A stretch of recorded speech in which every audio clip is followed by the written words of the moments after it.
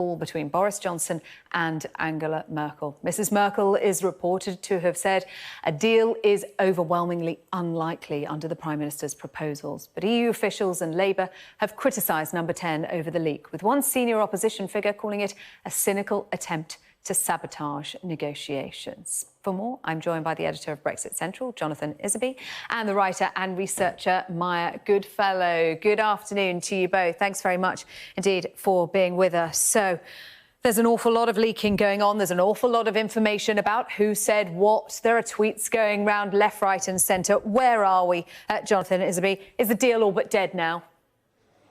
Well, it seems to me that the EU itself is trying to sabotage the negotiations by refusing to engage in good faith with the British government. What Boris Johnson has done over the last week or so is to publish a new offer to the European Union. He's made a whole load of compromises. He's acted in very good faith.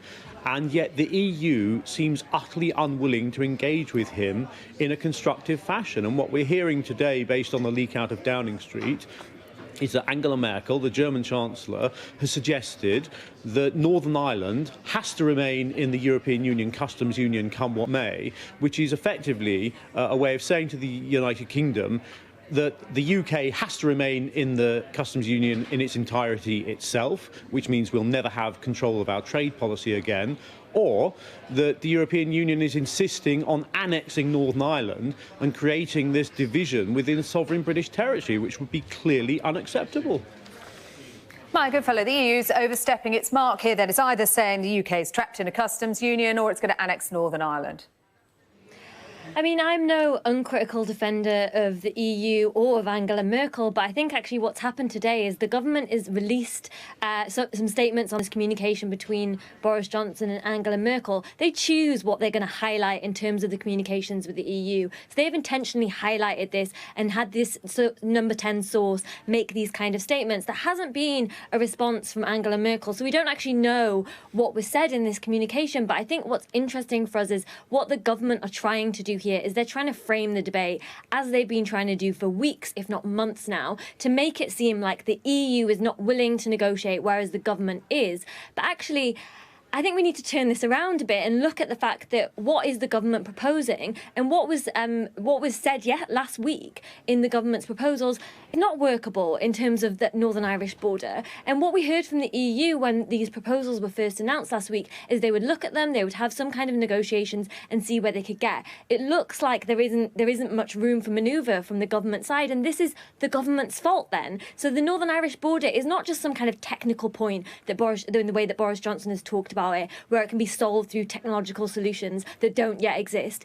It is incredibly important, peace in Northern Ireland. That border is not just about things passing across the border, it's also about people's histories, that history of conflict. And it is not being taken seriously enough by the government. And so I think this idea that it's all down to the EU is really, this is all just about the government trying to position themselves as the people who are trying to see through Brexit and see through the will of the people. But actually, that's incredibly disingenuous. They have had months and months to try and come up with a workable solution, and they've brought something to the table that is not workable, and now they're trying to blame the EU. And as I said at the start, I'm not some kind of uncritical defender of the EU, but I think that we really need to see this for what it is. This is the government trying to play politics ahead of a general election to try and suggest that they are the people who have been done over by the EU, and that just, frankly, isn't the case.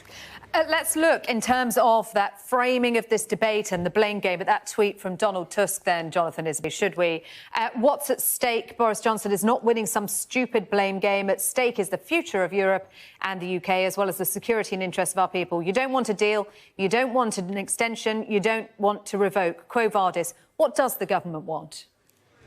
Well, the government does want a deal. Boris Johnson has been very clear about that, and that's why he has published the proposals that he has, and he has made a whole load of compromises. You know, I'm waiting to see compromises now on the other side, and it seems that none are coming forward. The government has taken the issue of the Irish border extremely seriously. It has been utterly clear it has absolutely no intention of creating or erecting any kind of hard border or infrastructure at the border. It's very respectful of that. Indeed, all sides on the negotiation have said they're not going to create a hard border. So, in a sense, the issue is being made more of an issue than it needs to be in that respect. But the workable solutions that the government's put forward have come out through a lot of work done through the Alternative Arrangements Commission that Prosperity UK set up. There's been some really important work been done that we've covered quite widely on Brexit Central over the past few weeks. The government are bending over backwards to try and do a deal here, and it's the European Union which is being intransigent. And I think it's utterly reasonable that the government should be explaining to the British people what's going on here, because 3.5 years ago, more people voted for Brexit than have ever voted for anyone or anything in British political history. And people are starting to get pretty fed up that the government still hasn't delivered on that referendum result. Michael Gove has just spoken in the House of Commons at Maya, and he has said that we've moved, we've compromised. It's up to you now, EU. You move, we can have a deal. So that is the government line. The government are going to continue saying we have compromised. And it's not like the position hasn't changed at all, but it's changed in such a way that it's not a deal that can be deliverable. If you look at the Northern Irish border, this idea that you will set up checks and you will have two borders, one at the border of Ireland and Northern Ireland and one in the sea, is not something that is workable. It's not something that I think that Irish would agree to. And of course, the EU are going to care not only about peace in Northern Ireland, but also about what Ireland, a member state, their concerns within these negotiations. And I think it's not just the EU. We've also heard from opposition parties that this is an entirely unworkable solution. And I think something else that should be of concern to us all, which was in Boris Johnson's letter and in the suggestions of what this deal would look like last week, is not only this unworkable supposed solution for the Irish border, but also that they want to move further away from the EU in terms of workers' rights and environmental regulations. That should be of concern to all of us in the UK. So if somehow the government were to be able to get through a deal, what would that mean for our standards of living? It would mean that they would plummet. And I actually think this is about government framing. All of this, for months and months, all of this has been about the government positioning themselves in a particular way just for a general election. They're looking after their own backs while the pound plummets. I think this is really, really bad politics on their part. It's not particularly surprising, but it is them trying to make sure that they stay in power should a general election come around in the next few months, which we anticipate that it will. And I think that this idea that people like Boris Johnson are somehow defenders of the people is absolutely farcical. If you move away from Brexit and look at the kinds of policies they've supported for the past 9 years that has meant falling living standards, rising levels of homelessness, children going to school hungry, this is not a government that has any interest in protecting the so-called people, but that is how they're going to position themselves ahead of a general election. And I think it's a narrative that is incredibly disingenuous, but we can expect that they will continue to proceed with for the foreseeable future. Jonathan Isaby. Look, I think the government's got a very wide agenda that we'll hear in the Queen's speech next week about what it wants to do for the country and for all of the country. I think Boris Johnson is very much aware of that.